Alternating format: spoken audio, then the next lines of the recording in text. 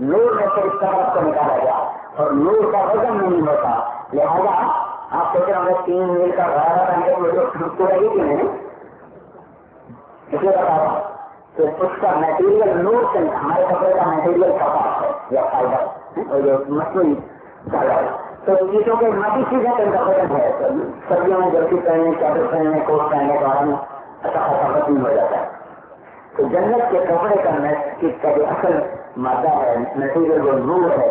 تو نور سے شکلیں اللہ نے نکالی ہیں تو نور کا تو وزن نہیں ہوتا. اب یہ جو روشنی یہاں پہ پڑ رہی ہے کتنا وزن ڈال رہے نور کا وزن نہیں زیادہ 100 جوڑے پہنے 1000 جوڑے پہنے وزن نہیں ہوگا.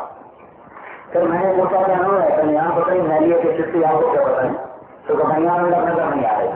جنت کی لڑکی جب کپڑے پہنیں گے تو 100 سے 100 جوڑے آگے پیچھے نظر آئیں گے ایسے. تو 100 جوڑوں کے پیچھے کا جسم سورج کی طرف چمکتا ہوا نظر آئے گا. تو یہ لڑکی 1,40,000 خدام کے درمیان چلتی ہے. سب کے ساتھ سجا کے ناز و انداز سے کبھی کہتی کیا ہے کبھی الآن معروف والناهون عن المنكر إني لكل من أمر بالمعروف ونهى عن المنكر. کہاں ہیں بھلائیوں کے پھیلانے والے اور برائیوں کو مٹانے والے. میرے اللہ نے میرا نکاح پڑھ دیا ہے ہر اس سے جو اللہ کا پیغام پہنچا رہا ہو اور برائیوں کو مٹا رہا ہو. یہ ایک نہیں یہ ایک قسم ہے ایک قسم کی جتنے اس کام سے کرنے والے پیدا ہوتے جاتے ہیں اتنے اللہ پیدا کرتا جاتا ہے وہاں.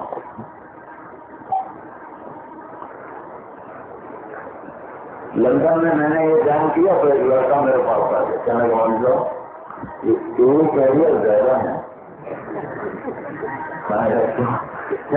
اس کے گھر کا حوصلہ نہیں ملتی زیادہ والی جو زیادہ ہے تو ہم بھی امیدوار ہیں بہت ہیں اگر بچی کے لکھو میرے 3 چلے تو لگا کے گیا 3 چلے بزرگ اس میں پاسپورٹ دے رہی ہو 3 چلے لکھو میرے.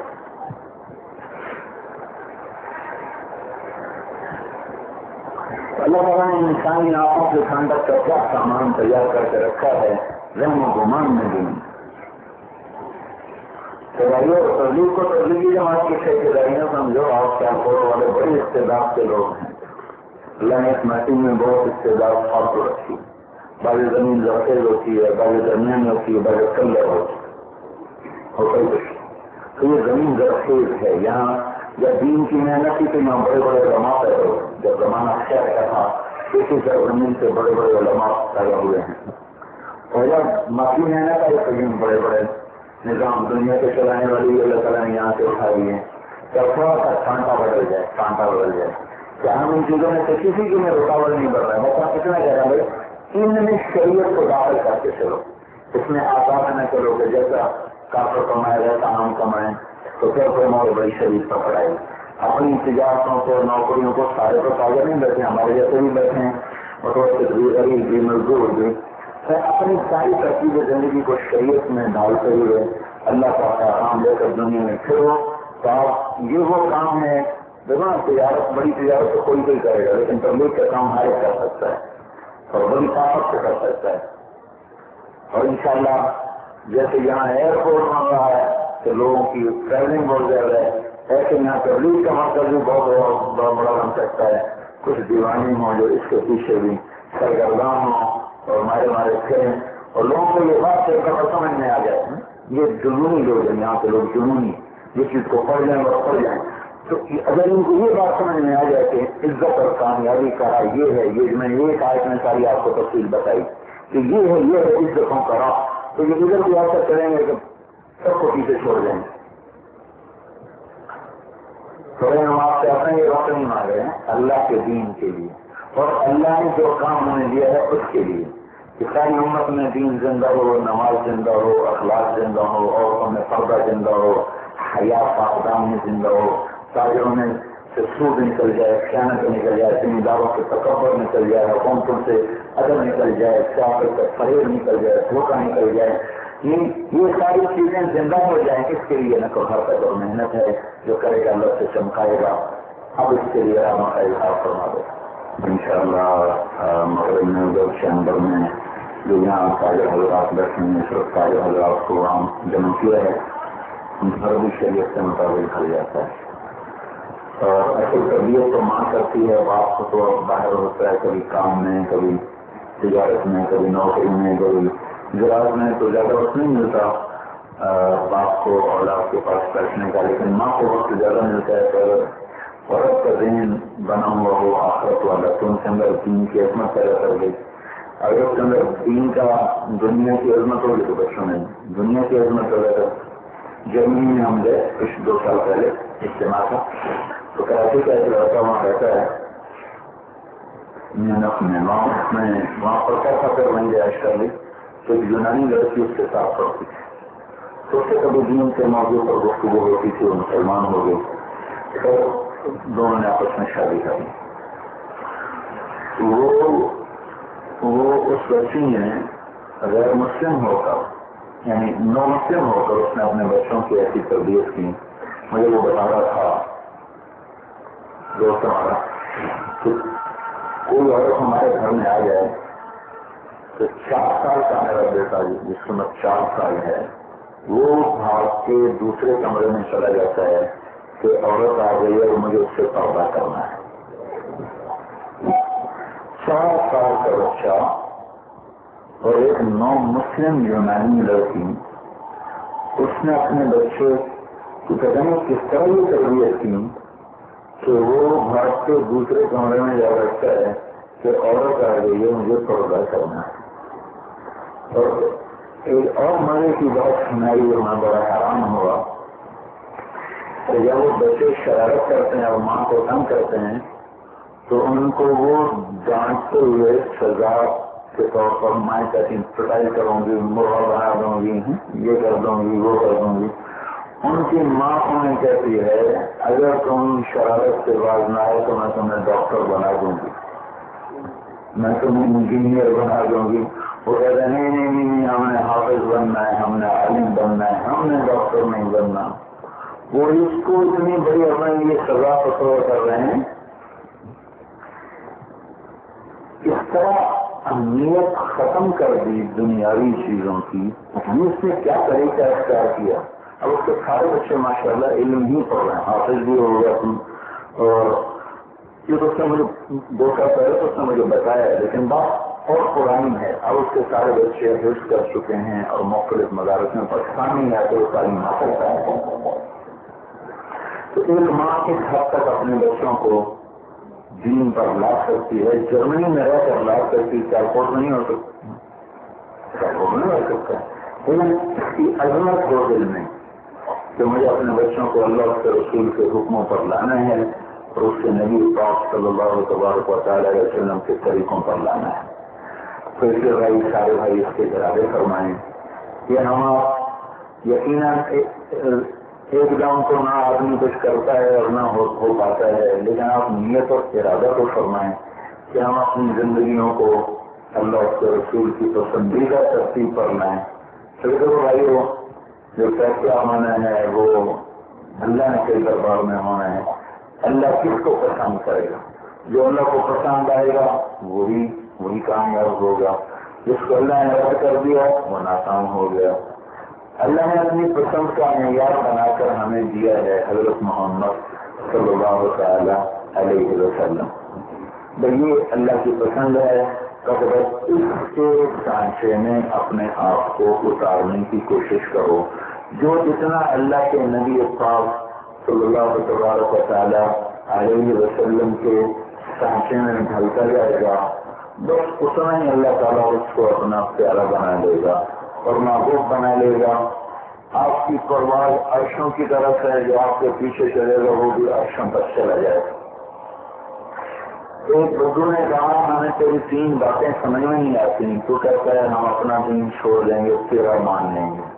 کبھی باپ دادا کا طریقہ کسی نے چھوڑا تو کہتا ہے کہ ہم عرب ایران فتح کر لیں گے، روم فتح کر لیں گے. روٹی کھانے کو نہیں، ہم ان کو کیسے فتح کریں گے؟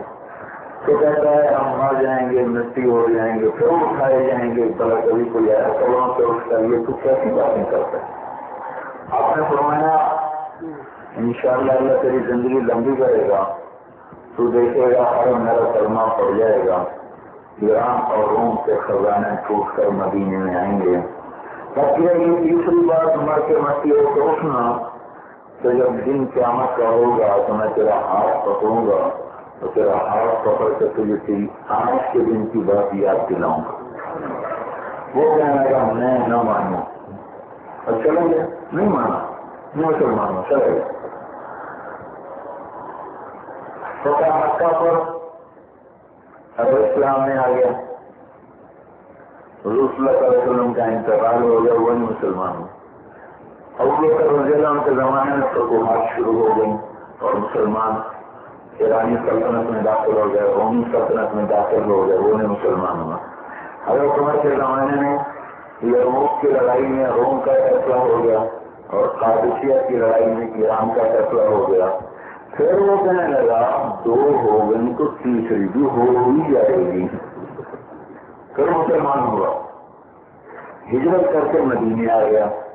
حضرت عمر رضی اللہ تعالیٰ عنہ اس کو خاص طور پر گھر ملنے کے لیے جاتے تھے، جب آتا تھا مسجد میں تو اس کا بہت اکرام فرماتے، پھر مجھے فرمایا کرتے تھے حضرت عمر کہ یہ وہ شخص ہے جس کو اللہ کے نبی نے فرمایا تھا تیرا ہاتھ پکڑ کے تجھے یاد دلاؤں گا، اور قیامت کے دن جس کا ہاتھ اللہ کے نبی نے پکڑ لیا جنت میں پہنچانے سے پہلے کبھی نہیں چھوڑے گا۔ تو لہٰذا یہ پکا جنتی ہے، یہ تو پکا جنتی ہے۔ اب بھائی ہم بھی اللہ کے نبی کے ہاتھوں میں ہاتھ دے سکتے ہیں، صرف بدو کی کیا بات ہے؟ ایسے تو اللہ کے نبی کی رحمت کو وہ تو کچھ خصوصیت ہوگی نا خاص طور پر۔ ان ہاتھوں کو چھڑا لیں نفس و شیطان کی غلامی سے اور اللہ کے رسول کی پسندیدہ زندگی میں اپنے آپ کو ڈھال دیں، تو گویا ہمارا ہاتھ بھی حضور کے ہاتھ میں آ گیا، اور ہمارے ساتھ اللہ کے نبی کی بڑی رعایت ہے خصوصی۔ آپ کون سے واپس آ رہے تھے، آپ نے کہا میرا جی چاہتا ہے اپنے بھائیوں کی زیارت کرو، اپنے بھائیوں کی زیارت کرو۔ صحابہ کہنے کہ ہم بھی تو آپ کے بھائی ہیں، چاہے تم میرے ساتھی ہو، میرے بھائیوں نے جو مجھے دیکھیں گے نہیں اور مجھ پر ایمان لائیں گے، تم ہیں میرے بھائی۔ اور ایک صحابی نے کہا یا رسول اللہ مبارک ہو اس کو جس نے آپ کو دیکھا اور آپ پہ ایمان لایا۔ یقیناً وہ بڑے لوگ ہیں۔ آپ نے فرمایا میں سناؤں، ایک دفعہ مبارک ہو، دو دفعہ مبارک ہو، تین دفعہ مبارک ہو، چار دفعہ مبارک ہو، پانچ دفعہ مبارک ہو، چھ دفعہ مبارک ہو، سات دفعہ مبارک ہو اس کو جس نے مجھے نہ دیکھا اور مجھ پہ ایمان لایا۔ ہمارے نبی نے ہم پر بڑی شفقت کا معاملہ کیا۔ تو ہم کوئی اپنی طرف آپ کو بلا رہے ہیں کہ تبلیغی جماعت کے ممبر بن جاؤ، ہم تو کہتے ہیں حضور صلی اللہ علیہ وسلم کی پیاری مبارک پاک زندگی کو اپنا لو۔ یہ وہ زندگی ہے کہ جس پر اللہ تعالیٰ نے انتہا کر دی ہے، عزتوں کی بھی، بلندیوں کی بھی، کامیابیوں کی بھی، اور اس کے سانچے میں جو جتنا ڈلے گا وہ اتنا ہی اللہ تعالیٰ کو اور اس کے رسول کو محبوب بن جائے گا، اور قیامت کے دن اس کے مطابق اس کا وزن ہو جائے گا، اس کے مطابق اس کی قیمت پڑ جائے گی۔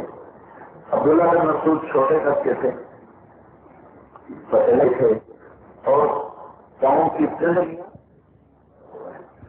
اللہ تعالیٰ کے رسول صلی اللہ علیہ وسلم کے مبارک طریقوں کو اپنانے پر ہوا۔ تو تبلیغ کے کام کی دعوت کوئی تبلیغی جماعت کی طرف نہیں ہے، بلکہ اللہ جل جلالہ کے مبارک حکم کی طرف اور اس کے محبوب صلی اللہ تبارک و تعالی علیہ وسلم کے طریقوں کی طرف ہے۔ حضرت انس نے کھانا کھایا، مہمان بھی بیٹھے تھے، تو ایک رومال پیش کیا، انہوں نے ہاتھ صاف کیے، اس کے بعد انہوں نے رومال اٹھا کے سامنے آگ جل رہی تھی، آگ میں ڈال دیا، آگ میں ڈالا، وہ مہمان حیران ہو گئے یہ کیا کر رہا ہے، آگ میں ڈال دیا، آگ میں ڈالا